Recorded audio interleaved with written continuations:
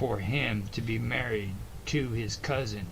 He wasn't really interested, though, considering she was only 11 and his bride-to-be was but 3. So they hurried off and found a Polish princess to take his cousin's place, who was old enough to conceive. An unquenchable thirst was born, and secrets of illegitimate children were hidden from his subjects. What would the people say? Traditions carry on from each generation, it seems, and we have an explanation for it according to the scientific method. Let's talk about King James as well, and the misconceptions concerning his life. The idea that playhouses in London were the place to be during that era was far from the truth. Reprobates and homosexuals who practiced beastly things gathered in those places. King James frequented there often in search of male lovers, and nobody said a word. To this day, there are even conspiracies concerning Shakespeare, wondering if he ever really existed. Was he actually just a pen name for a person of royalty or someone of high standing wishing to stay anonymous?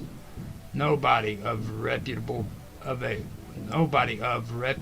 background would have ever been caught in such places, like the playhouses in London. The things that Shakespeare wrote about were well beyond his reach. He knew about the law and was a writer with only a 7th grade education. He could have never gained such information. The Order of the Golden Fleece and its dirty little secrets. Secrets of the confessional. What was said and done in the banquet room stayed in the banquet rooms. Generations of noble families were held as political prisoners in order to uphold the king's order. People would flee from their homes, exiled to far-off lands, away from the church. Meaningless wars were fought for land and treaties, most without reward for either the people or their kings. Tributes had to be paid and hostages taken, because if not, then conspiracies were formed. Referendums and counter-referendums were made in order to preserve nobility. Out of all this secret societies, such as the Freemasonry, the Rosicrucian, and other Hermetic groups, were formed. This, of course, resulted from years of persecution from the Golden Fleece and other secret courts. These courts held trials by oath to determine guilt or innocence. The penalty for any crime that a person was accused of was death. Secret handshakes, meetings among members, and judgment was given only by the accused peers, was the law of the land. If you weren't a member of that group, you better know someone who was. Not knowing the right people would have certainly been the death of you. You then either ran for your life or you were hung from the nearest tree, because there weren't any jail time after guilt was established. Some of the greatest lies ever told to man are obvious, and yet we look away from the truth. We accept the lies told to us, instead of understanding that these are not fact but lies. First, we were led to believe that the earth was flat. Then we were taught that everyone thought that the earth was flat. Historically, though, this is far from the truth and inaccurate.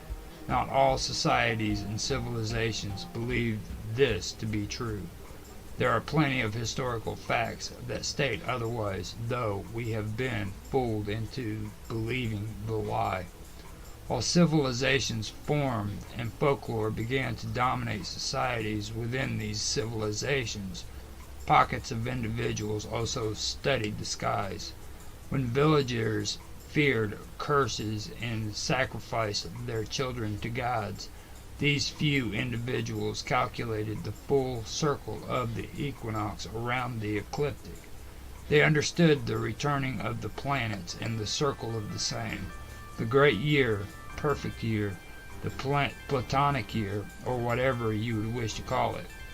They understood the gyration of the axis and the equinox procession.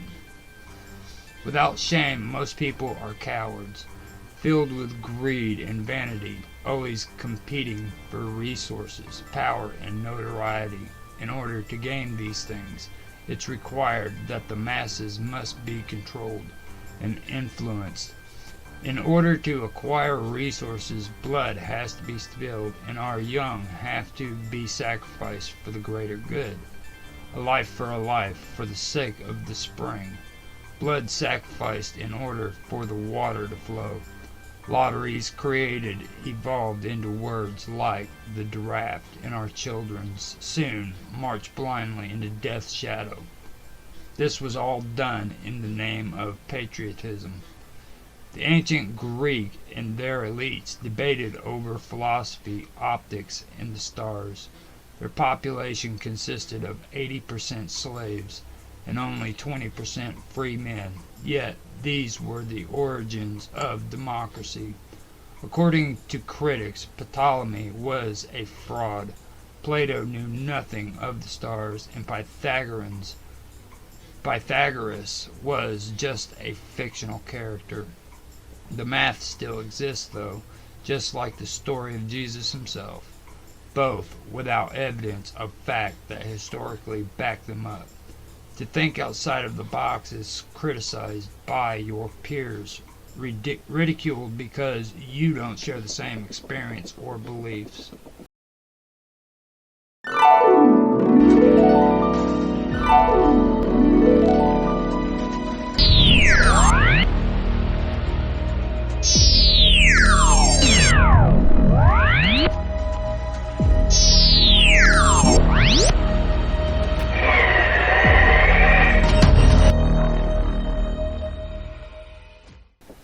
Still, we are told that we must sacrifice our young for the sake of the many, and we do not take a moment to figure it out. We and the elites are not one and the same. We are segregated with two separate purposes and standards. The rich enjoy their wealth by manipulation through standards and symbolism. While exiled in Babylon, the Jewish created their text in order to return their identity as God's chosen people. They were living with pagan barbarians, of course, weren't they? People who worship gods by laying on their own excrement, yet understood the moon's cycle by the 5th century BC.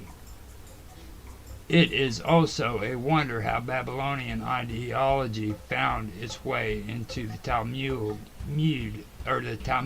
and then eventually the Quran. We are placed in positions accordingly. If we are smart enough, though, we can climb our way out of the cesspool through the use of fame, intellect, money, and beauty. Even then, though, we may still be called upon to sacrifice ourselves or loved ones for the greater good. The greater good, of course, being a small percent of people who enjoy living in penthouses or in the south of France. It's all about want and needs, and the object of the game is the rich manipulating the poor in order to gain what they want, usually by monopolizing resources, then extorting us with laws that we then submit to without disagreement. It is only when laws affect the elites negatively that those laws change. Poor people and their families are nothing more than pawns on a chessboard.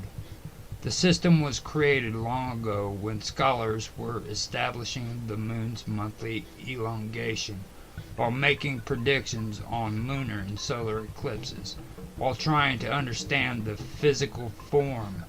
When the Chinese thought that the moon was pure energy, but understood that moonlight was the reflection of the sun. Intellectual elites were given privilege because of their contribution to society. Heroes were idolized and created from their conquest of war for their deeds done against the enemy. These things continue still, always with the promise to restore peace, love, and tranquility. Nothing is further from the truth, though. I'll hasten to Ptolemy and Archimedes theorized about the earth, sun, and the moon, while the ignorant and uneducated were subjugated with folklore and superstition. Churches set gargoyles upon their archways, creating fear within the fellowships, denying them the ability to read and understand the stories painted on their church windows and ceilings. Easily controlled by the system, things remained that way for some time. With the rise of science and the invention of the printing press, theories began to develop, expanding our way of thinking. More people became literate, creating new ideas. Galilei was forbidden to speak of his discoveries.